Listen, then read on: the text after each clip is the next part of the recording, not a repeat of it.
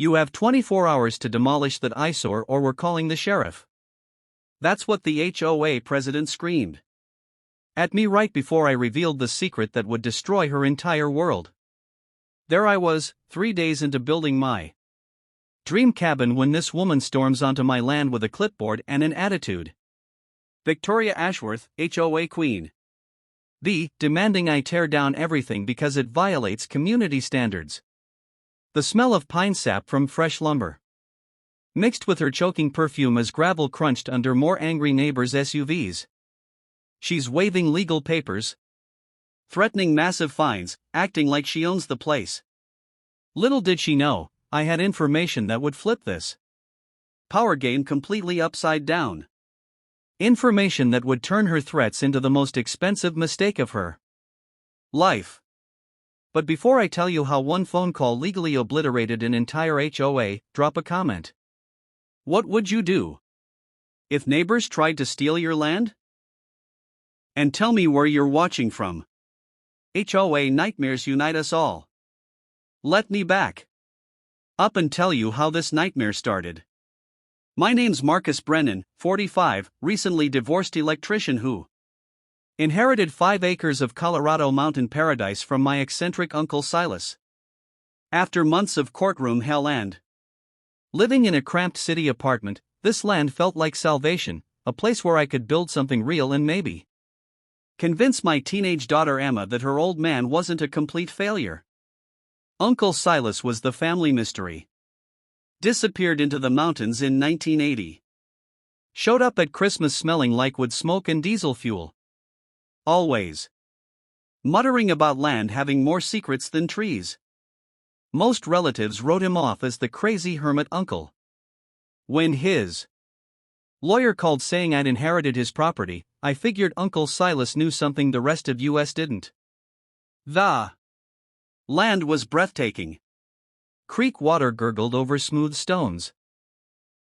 Hawk cries echoed off granite cliffs, and the sharp scent of pine sap mixed with wild sage created nature's own perfume.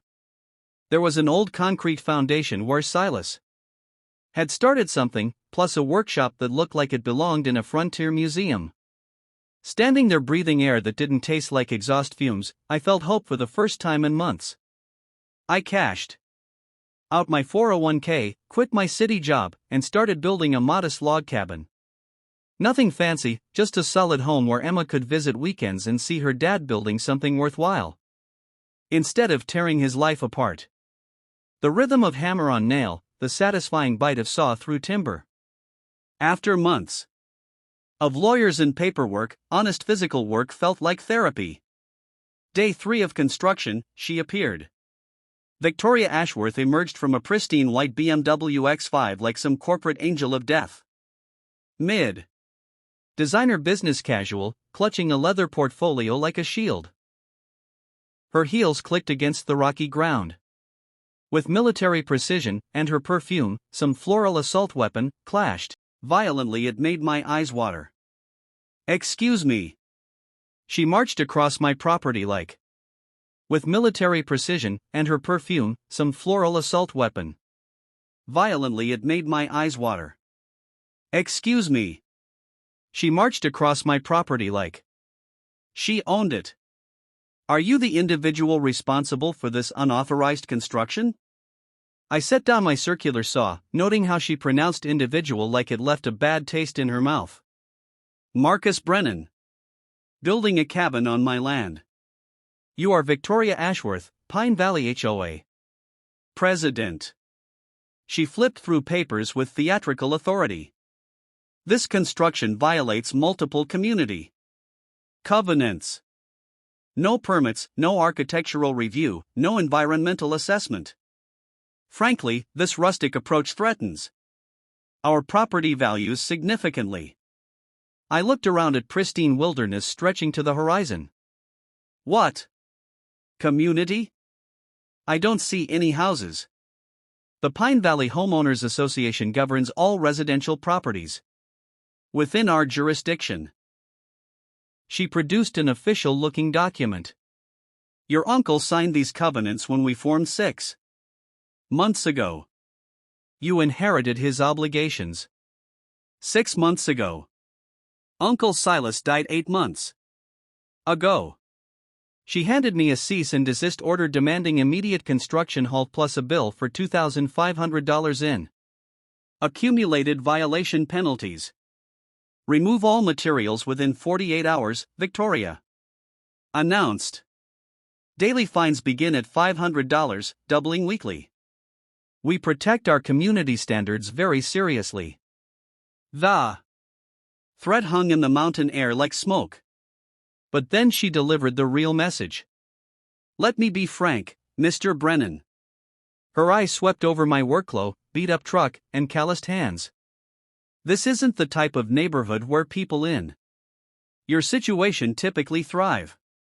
We maintain certain expectations about resident quality. I'd hate for your daughter to be embarrassed by any unpleasantness. The mention of Emma hit like a punch to the gut. This woman had researched me, knew about my divorce, my financial struggles, my kid. Are you threatening my family? The words came out colder than I intended.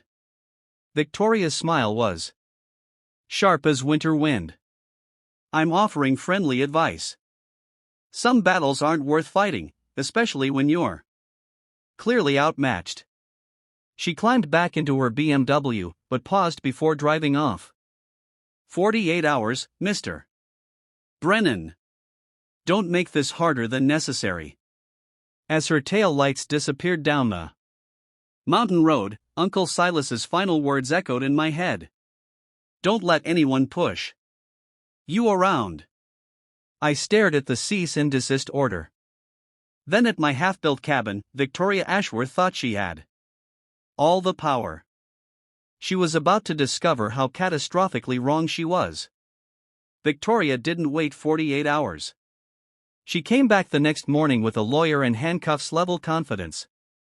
A beat-up Honda Civic pulled behind her BMW and outstepped the saddest excuse for legal counsel I'd ever seen. Douglas Cranky. Looked like he got his law degree from a Cracker Jack box. Cheap suit, coffee-stained tie. Briefcase held together with duct tape and desperation. Mr. Brennan, Victoria announced with theatrical authority. You're being served with official legal documents. Cease construction immediately and prepare for financial consequences. Cranky nervously shuffled papers. Pursuant to Pine Valley HOA covenants, you owe $15,000 in retroactive violation penalties. Furthermore, you never received proper HOA disclosure documents during property transfer, voiding your ownership claims. 15 grand for building on my own land. The smell of Cranky's nervous sweat mixed with Victoria's choking perfume created this toxic cloud of legal intimidation. I'll review these with my attorney, I said calmly. Victoria's laugh cracked like ice. You can't afford an attorney, Mr. Brennan. Save yourself the embarrassment. The minute they left, I drove straight to the county courthouse. Betty, the friendly clerk, helped me dig through property records. The musty smell of old documents and fluorescent light buzz created this detective movie atmosphere as I uncovered something that made my blood boil. The Pine Valley HOA was formed exactly 6 months ago, 2 months after Uncle Silas died. I remembered my divorce attorney once telling me that timing in legal documents is everything, and this timing was impossible. The boundaries were drawn like a perfect target around my property, including just 12 houses. My 5 acres represented 60% of their total land area. That's mighty suspicious, Betty whispered over the property maps. Looks like someone drew those lines specifically to trap your uncle's land. I pulled more records, and every HOA member was either Victoria's relative or worked for her husband's construction company. This wasn't community governance. It was organized crime with a clipboard. I'd read enough legal thriller novels to know that dead people can't sign new contracts. And neither can you be bound by agreements made after you already own the land. Time for my counter-punch. I called Sarah Kim, a razor-sharp real estate attorney. Her office smelled like fresh coffee and pure determination. "This is legally impossible," Sarah said, spreading documents across her conference table. "You cannot retroactively bind a dead person to new covenants formed after their death. I've seen HOA scams before, but this is brazen even by their standards. We're filing counter-suits," Sarah announced. "Harassment, false claims, intentional infliction of emotional distress, plus investigating how they included your property in boundaries drawn after ownership transfer." But Victoria escalated fast. 2 days later, she called an emergency community meeting without inviting me. Obviously. My neighbor Jake attended and reported back over beers on my porch. The evening air carried wood smoke from distant fireplaces mixing with pine forest scents that reminded me why I'd fallen in love with this place. "She's got people terrified," Jake said, "claiming you're some dangerous." Cars started appearing across my driveway entrance. Not completely blocking access. That would be obviously illegal, just positioned so I'd have to perform automotive gymnastics to reach my own land. When I approached the drivers, they claimed to be concerned citizens exercising their constitutional right to park on public roads. The taste of manufactured innocence was more bitter than the diesel still lingering in the air. Then came the fake safety signs. Official-looking hazardous construction zone authorized personnel-only warnings sprouted along the mountain road like poisonous mushrooms. They look legitimate enough to fool my contractor Pete, who called in a panic. "Marcus, I got 3 customers asking if I'm licensed for hazardous waste cleanup," Pete said, his voice tight with worry. "Word spreading that your site is contaminated. I can't afford to lose other contracts over this." Victoria had weaponized my community connections against me. I remembered reading somewhere that the best con artists always turn your own resources into weapons. And she was proving that theory perfectly. But sabotage meant desperation, and desperate people make traceable mistakes. Sarah and I spent the next day following paper trails at the courthouse. The musty smell of old documents mixed with Betty the clerk's coffee created this detective movie atmosphere as we uncovered Victoria's real game. Mountain Vista Resorts had approached the county 6 months ago with plans for a $50 million luxury resort. The proposed location needed my 5 acres as the scenic centerpiece. Spa views, golf course elevation, helicopter landing pad proximity. According to the development agreement, they couldn't break ground without acquiring all residential properties within the designated tourism corridor. My land wasn't just in Victoria's way. It was the golden key to her treasure chest. "Look at this consultation fee," Betty whispered, pointing to a line buried in county planning documents. Mountain Vista paid someone $400,000 for community relations consulting. Sarah's coffee cup froze halfway to her lips. "That's not consulting. That's a bribe with a business card." Suddenly, Victoria's aggressive timeline made perfect sense. She wasn't just collecting HOA fees. She was earning a massive commission for delivering my property to developers. Every day, I held out cost her hundreds of thousands of dollars in resort profits. That night, I put my electrician skills to work installing a comprehensive security system. Motion sensors, night vision cameras, the works. If Victoria wanted to escalate to criminal behavior, she'd do it in high color. I didn't have to wait long for the feature presentation. Around midnight, a pickup truck crept down my access road with headlights off, engine barely whispering through the mountain silence. The driver, wearing a hoodie that couldn't hide his familiar jawline, began Pouring something from a gas can near my lumber pile. My cameras captured everything in perfect detail, including the moment he looked directly into the lens like a deer caught in headlights. Tommy Ashworth, Victoria's son, 20-something kid who'd apparently inherited his mother's talent for felony-level stupidity. The next morning, brought my counterpunch. I walked into the sheriff's office with USB drives full of video evidence. Tommy's midnight arson attempt, complete with facial recognition and license plate identification. Suddenly, Victoria's concerned citizen narrative crumbled faster than her son's alibi under questioning. But I wasn't finished digging. The HOA's public filings revealed a treasure trove of financial fraud, security consulting payments to companies that didn't exist, landscaping services from Victoria's brother-in-law, who lived in Florida, and legal research fees that would make Supreme Court justices blush. Victoria had been systematically looting the HOA treasury while positioning herself for the resort payoff. She was double-dipping, stealing from neighbors today while planning to cash in on their land tomorrow. As I watched Tommy's arson footage for the 5th time that evening, the mountain air carrying the scent of pine and approaching storm clouds, I realized something crucial. Victoria wasn't just greedy, she was trapped. The resort deal probably had deadlines, and every day I remained meant she risked losing everything. Cornered animals bite hardest just before they die. But they also make the most spectacular mistakes. Victoria's response to her son's arrest was swift, vicious, and completely unhinged.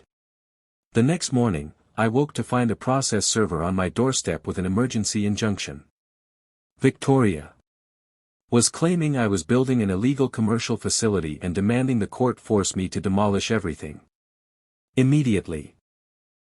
The paperwork alleged I was planning to operate a transient housing operation for undesirable elements that would destroy the moral fabric of our community. The smell of fresh legal ink mixed with morning pine air as I read through 15 pages of creative fiction. Victoria wanted $100,000 in community damages and was asking for an immediate restraining order preventing me from entering my own property. But that was just the warm-up act. By noon, 3 county inspectors swarmed my land like locusts. Environmental compliance, building safety, septic evaluation, all writing citations for violations that didn't exist. The lead inspector, Rodriguez, kept apologizing under his breath while photographing my perfectly legal electrical work. "Sorry, man," he whispered. "Orders from way above my pay grade. Someone's paying serious money to make your life hell." The metallic taste of corruption hung heavier than the mountain fog rolling in. During my divorce, I'd learned that when legal intimidation fails, bureaucratic harassment becomes the go-to weapon. Endless inspections, impossible compliance demands, death by 1,000 paper cuts. But Victoria saved her cruelest blow for last. That afternoon, my ex-wife, Linda, called, her voice shaking with fury. "Marcus, what the hell is going on? Emma's friends are showing her Facebook posts calling you a sex offender. She's locked in a room crying, asking if her daddy is really a monster." My blood went arctic cold. "What posts?" "Some community safety group with your photo and warnings about registered predators targeting children." Complete lies. But Emma's classmates are treating her like she's contaminated. Linda's voice cracked. "She wants to know if she's safe visiting you anymore." The thought of my 15-year-old daughter reading those lies, having friends whisper and point, made my vision blur with rage.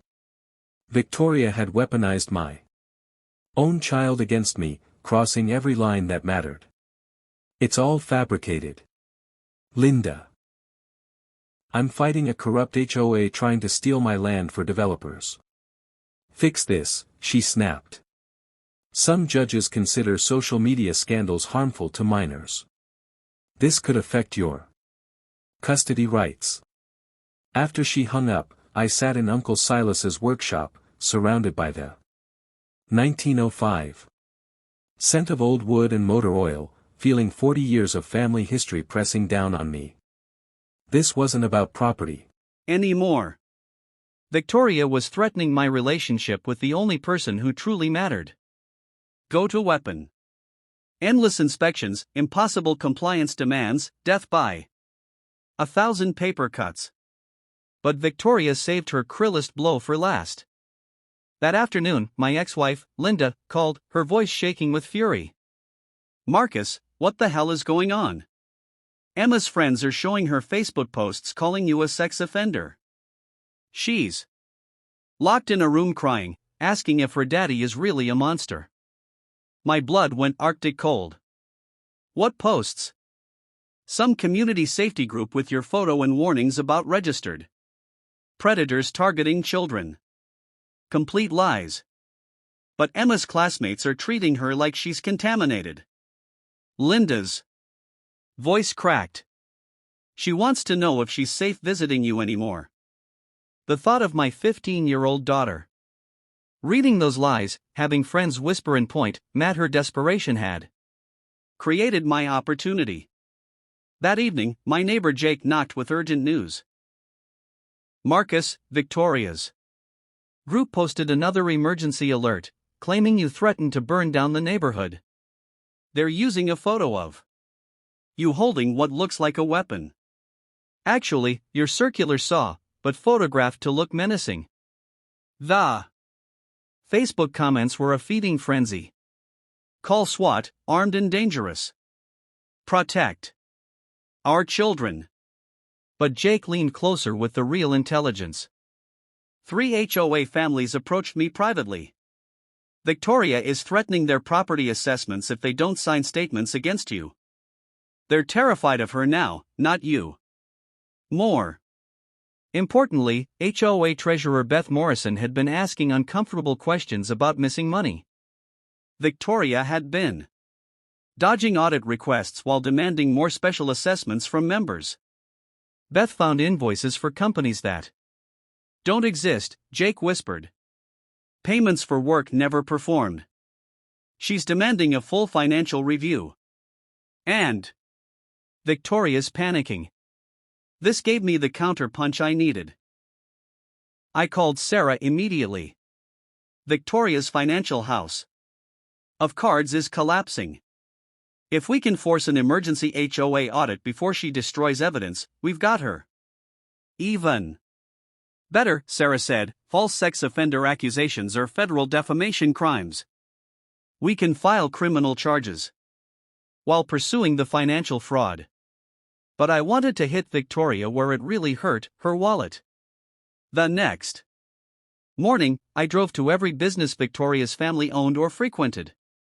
Armed with screenshots of her false posts about me being a dangerous predator, I had very calm, factual conversations with managers about their liability for supporting defamatory campaigns against local citizens. Small mountain communities live on reputation. When the auto shop, grocery store, and hardware store all suddenly became too busy to serve the Ashworth family, word spread faster than wildfire. By afternoon, Victoria's own mother called her demanding an explanation for why the family was being shunned by local businesses. That evening, as storm clouds gathered over the mountains and rain began pattering against my cabin windows, I felt the tide finally turning. Victoria had overplayed her hand, attacking too many fronts simultaneously, while her financial crimes were being exposed. But I also knew desperate criminals don't surrender quietly. They detonate everything around them. The smell of approaching rain, mixed with pine sap, reminded me of Uncle Silas's final words about the land having secrets. Discover exactly what he meant, and Victoria Ashworth would learn that some secrets have the power to destroy entire kingdoms. The next morning, I was prying up floorboards in Uncle Silas's workshop when my crowbar hit something that Military green and locked with a combination that had probably been set during the Carter administration. The definitely wasn't wood. The metallic clang echoed through the dusty space like a bell announcing destiny. Beneath 40 years of accumulated sawdust and motor oil stains, I found a steel lockbox the size of a briefcase painted. Musty smell of old documents hit me like a wave when I finally cracked it open using Uncle Silas's birthday. The old romantic had used the day he bought this land. Inside were manila folders thick as phone books, corporate seals that felt substantial as gold coins, and enough legal paperwork to choke a courtroom. But it was the incorporation certificate on top that made my hands shake. Brennan Holdings LLC Incorporated. March 15, 1998.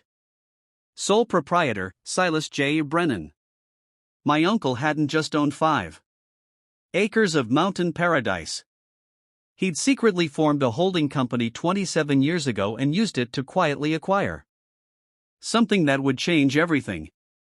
The next document explained how he'd pulled off the financial coup of the century. In 2010, the original developer who built the Pine Valley subdivision went bankrupt during the housing crash.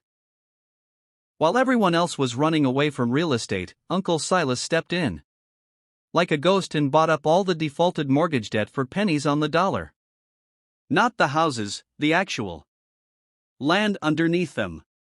Every single property in what would become Victoria's HOA kingdom was built on land that Uncle Silas owned through his holding company. The homeowners had been paying their mortgages faithfully for over a decade, thinking they owned their land. But legally, they were tenants.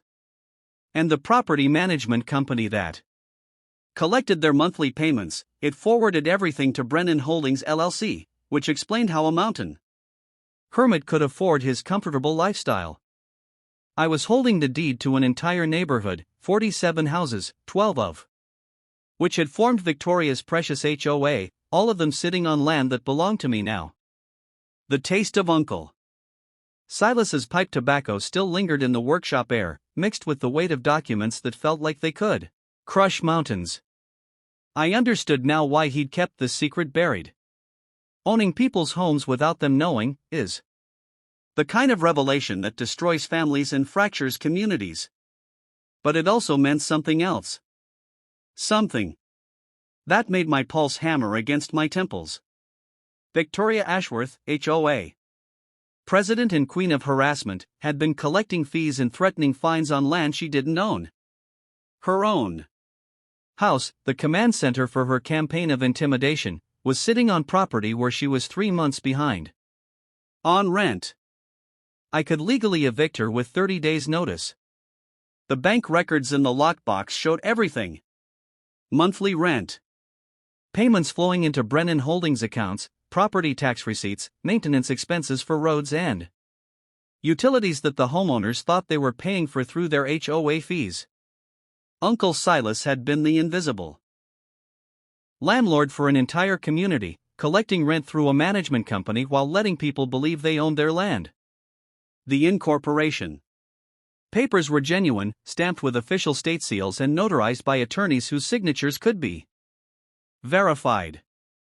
The property deeds matched perfectly with county records. The bank accounts were real, and the money trail was clear as mountain stream water. I sat in Uncle Silas's workshop chair, surrounded by the scent of old leather and forgotten secrets, holding papers that gave me more power over Victoria Ashworth than she'd ever dreamed possible. I could evict every HOA member who'd participated in harassing me. I could sell the entire development to Mountain Vista Resorts and become a millionaire overnight. I could destroy lives the same way Victoria had tried to destroy mine. But Uncle Silas's final words echoed in the dusty air. Don't let anyone push you around.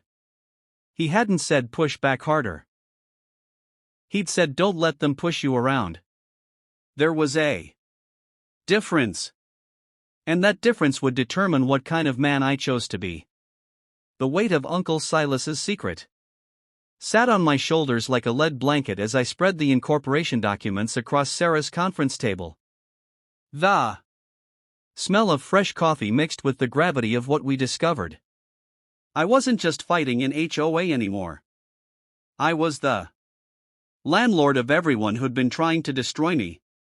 This is legally bulletproof, Sarah said, examining the corporate seal under her desk lamp.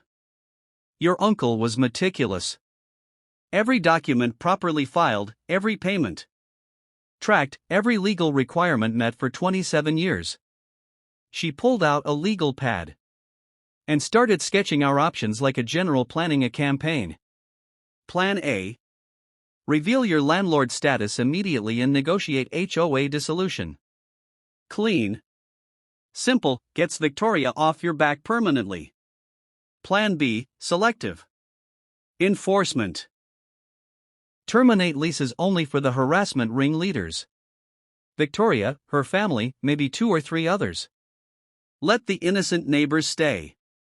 Plan C. Full. Nuclear option, media exposure of the entire scheme, federal investigation of HOA financial crimes, complete community upheaval. I thought about Emma. Reading those horrible Facebook posts about my neighbors who'd been manipulated by Victoria's lies. About Uncle Silas choosing to keep this power secret for decades. What about Plan D? Use the leverage to build something better.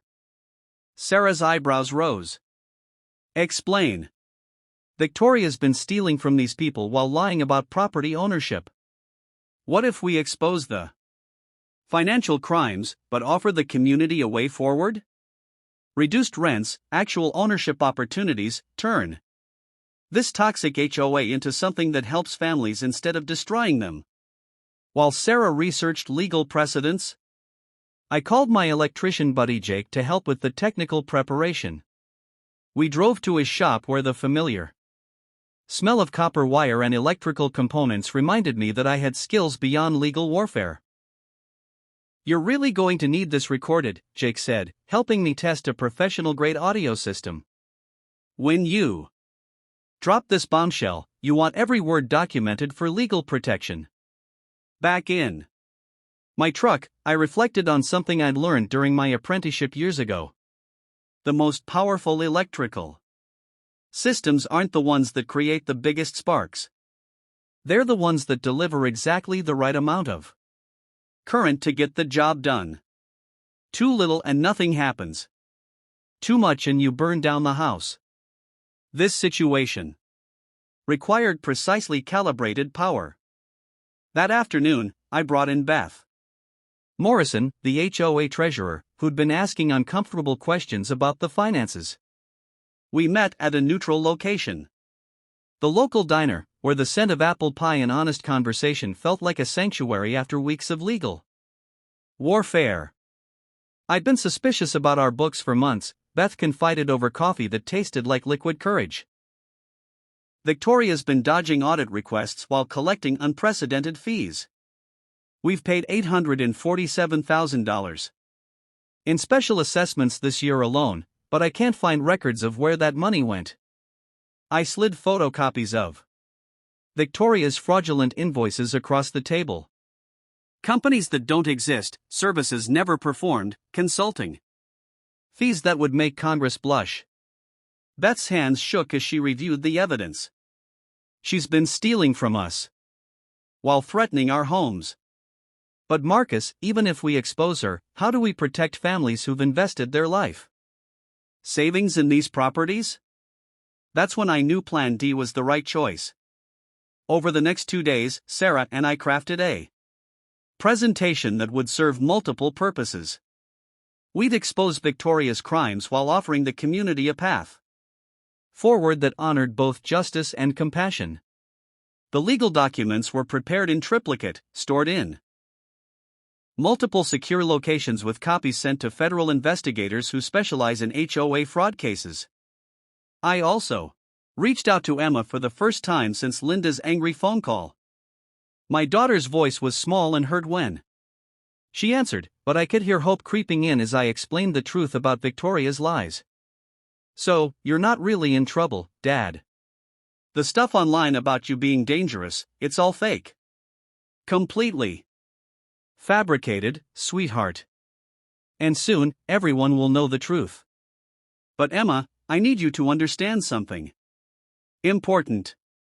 When people try to hurt you with lies, the best response isn't more lies.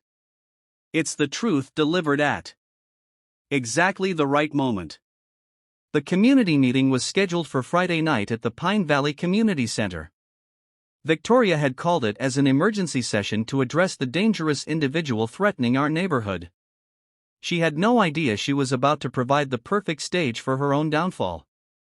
As I sat in my completed cabin that evening, listening to the creek babble through the pine trees and watching stars appear in the clear mountain sky, I felt Uncle Silas's presence in the night air.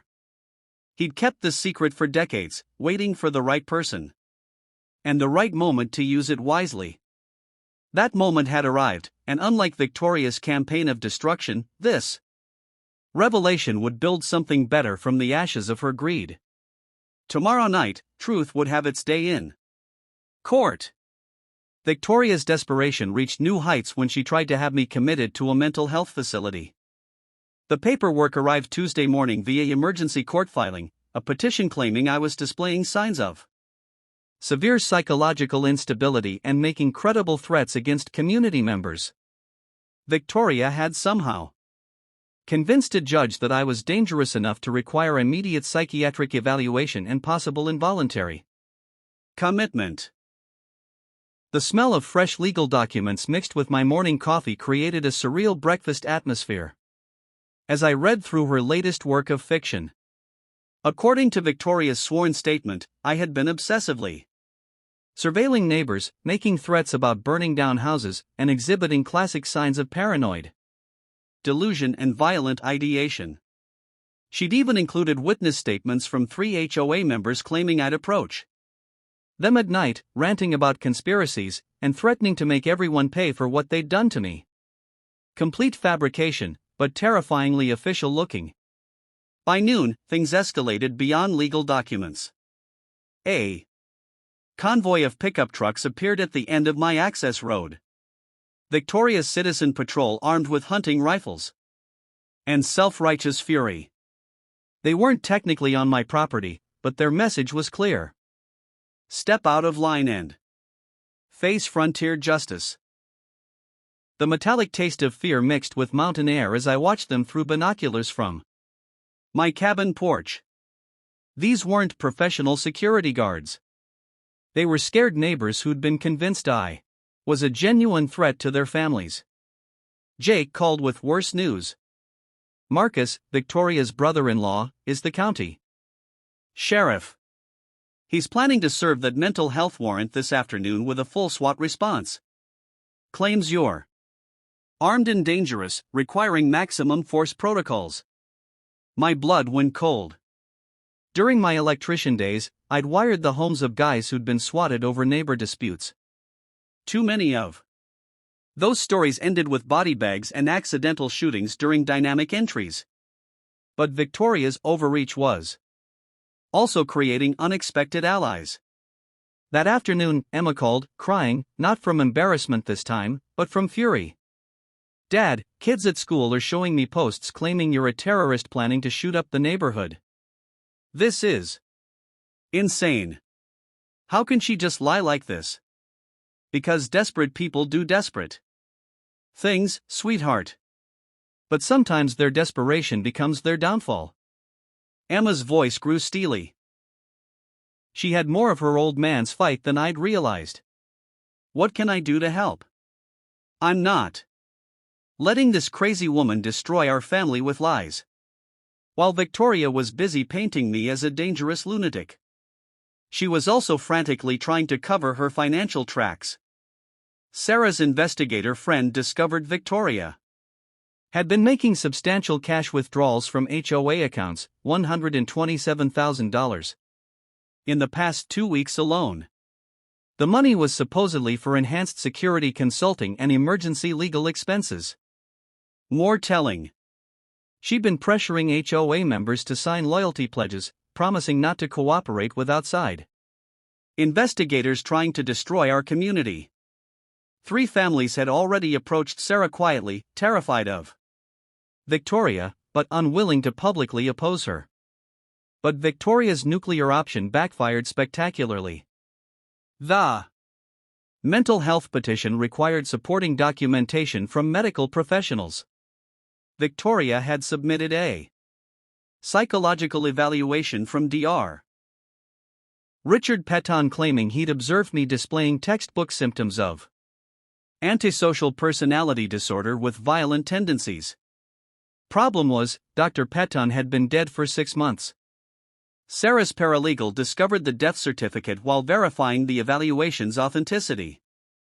Victoria had literally forged a psychological assessment using a deceased psychiatrist's stolen letterhead and signature stamp.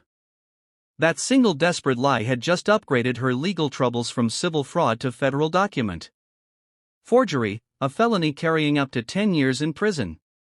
She's completely unraveling, Sarah said, reviewing the fraudulent evaluation. This level of criminal behavior suggests someone facing massive financial exposure. The resort deal must have deadlines she can't extend. But Victoria wasn't finished destroying herself. Thursday evening brought her final most spectacular mistake, frustrated by the delayed SWAT response. Turns out judges get cranky about obviously forged medical documents. Victoria decided to take matters into her own hands. Security cameras caught her sneaking onto my property around midnight, carrying what appeared to be accelerant and matches.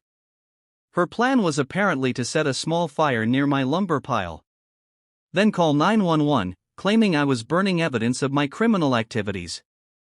The irony was perfect. Victoria Ashworth, who'd been calling me an arsonist for weeks, was literally attempting arson to frame me for arson. But my upgraded security system included motion-activated floodlights that turned midnight into noon the second she crossed my property line. Victoria found herself standing in my driveway holding a gas can and road flares illuminated like an actress on Broadway with 3 different camera angles recording her every move.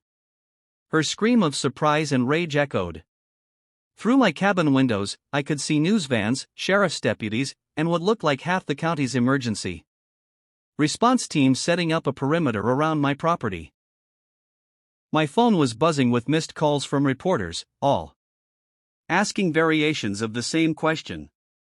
How do you respond to allegations that you're holding your neighborhood hostage? With explosive devices? Explosive devices? I stepped onto my porch, holding a cup of coffee, and immediately had 6 rifle scopes trained on my chest. Marcus Brennan. Sheriff Davidson's voice boomed through a megaphone. You are surrounded. Come out with your hands visible. The taste of surreal terror mixed with Mount Air as I realized Victoria had played her nuclear card. She'd convinced law enforcement that I was some kind of domestic terrorist preparing for a violent standoff. Jake's voice crackled through my phone. Marcus, don't move. Victoria filed reports claiming you threatened to blow up the community center during tonight's meeting. She's got photos of you handling suspicious packages and testimony from 3 witnesses. The suspicious packages, bags of concrete mix from my cabin foundation. The witnesses probably the same imaginary people who'd provided statements for her fraudulent psychological evaluation. But this time, Victoria had overestimated the gullibility of law enforcement. Sheriff Davidson approached my porch cautiously, his expression more embarrassed than aggressive. Marcus, I know this is probably, but we got federal authorities breathing down our necks about credible terrorist threats. I need you to let us search the property so we can clear this mess up. Search away, Sheriff. But you might want to check out the security footage from last night first. I handed him the USB drive containing Victoria's midnight arson attempt. Davidson's face went through several interesting color changes as he watched our HOA president Caught red-handed with accelerant and matches trying to burn down the property she'd been claiming I wanted to destroy. Well, he muttered, that's going to complicate her credibility significantly. While the bomb squad spent 3 hours confirming that concrete mix was in fact concrete mix, Sarah was busy filing emergency motions to have Victoria arrested for filing false police reports, attempted arson, and terrorist threat hoaxes, federal crimes that would put her away for decades. But the media circus was just getting started. By afternoon, news crews from Denver had arrived, drawn by reports of a mountain standoff with alleged domestic terrorist. Victoria, ever the opportunist, positioned herself as the heroic community leader, protecting innocent families from a dangerous extremist. Standing in front of cameras with perfect makeup and practiced tears, she painted a picture of a peaceful neighborhood terrorized by an unstable outsider with a grudge against civilization itself. This man has threatened our children, destroyed our sense of safety, and now he's apparently prepared to commit mass violence rather than follow simple community guidelines, Victoria sobbed into the microphones. We just want our neighborhood back. The performance was Academy Award caliber if the Academy gave awards for creative fiction. But Victoria's media strategy contained a fatal flaw. In her rush to appear sympathetic, she'd agreed to multiple live interviews without consulting lawyers, and live television doesn't allow for editing out inconvenient truths. Channel 7's investigative reporter, Maria Santos, had done her homework. During what Victoria thought would be a softball interview, Maria casually mentioned the HOA's financial irregularities. Mrs. Ashworth, records show your association has collected nearly $850,000 in special assessments this year. Can you explain where that money was spent? Victoria's confident expression flickered like a candle in wind. Well, we've had significant legal expenses dealing with this dangerous individual. But the legal expenses listed in your public filings total only $23,000. Where did the other $827,000 go? The pause that followed lasted about 3 seconds on television, but felt like 3 years in real time. Victoria's mouth opened and closed like a fish gasping for air while her brain tried to manufacture an answer that wouldn't incriminate her further. That's confidential community business, she finally stammered. Confidential? Mrs. Ashworth, you're discussing this matter on live television while accusing your neighbor of terrorism. Surely financial transparency is relevant to your credibility. By evening, the story had shifted from dangerous mountain hermit threatens community to HOA president accused of massive fraud while filing false terror reports. Social media was buzzing with questions about Victoria's financial management and the suspicious timing of her escalating accusations. As the last news van disappeared down the mountain road, leaving behind only tire tracks and the lingering smell of diesel exhaust, I realized Victoria had just committed professional suicide on live television. Tonight's community meeting would be less about her accusations against me and more about her explanations to neighbors whose money she'd been stealing. The hunted had just become the hunter. The Pine Valley Community Center had never seen a crowd like this. 89 people packed into a space designed for maybe 60 with news cameras positioned along the walls and county officials occupying the front row like judges at a trial. The smell of nervous sweat mixed with the scent of old coffee and decades-old carpet created an atmosphere thick enough to cut with a knife. Victoria stood at this podium like a general addressing troops before battle. Her PowerPoint presentation titled Protecting Our Community, the Marcus Brennan Threat Assessment. She dressed for victory. Sharp business suit, perfect makeup, voice projection that would make theater directors weep with envy. Ladies and gentlemen, she began, clicking to a slide showing my cabin. We gather tonight to address the clear and present danger that Marcus Brennan represents to our peaceful community. I sat in the back row wearing my cleanest work shirt and holding a leather document folder that contained enough legal dynamite to level mountains. Sarah sat beside me, occasionally glancing at her phone where federal investigators were sending real-time updates about Victoria's financial crimes. Victoria's presentation was masterful manipulation. Photos of my threatening construction project, screenshots of my menacing social media presence, actually pictures of electrical work I'd posted to help other contractors, charts showing declining property values in areas with transient populations. This individual owes our community $97,000. In accumulated fines and legal fees, Victoria announced, her voice rising with righteous indignation. He has repeatedly threatened violence against families, attempted to intimidate our children, and yesterday was investigated by federal authorities for terrorist activities. The crowd murmured with fearful approval. These were good people who'd been fed a steady diet of lies for months, and Victoria's performance was convincing enough to sell ice to Eskimos. Furthermore, she continued, clicking to a financial slide, Mr. Brennan's continued presence threatens a major economic development opportunity that could benefit every family in this room. Mountain Vista Resorts has offered our community partnership in a $50 million project that would create jobs and increase property value significantly. There it was. The real motivation finally revealed in public, recorded by 3 news cameras and witnessed by county officials. Victoria had just admitted on the record that this entire harassment campaign was about clearing my land for developers. She opened the floor for victim impact statements, and 3 rehearsed neighbors delivered tearful testimonies about feeling unsafe and terrorized by my presence. The performance was so synchronized it looked like community theater.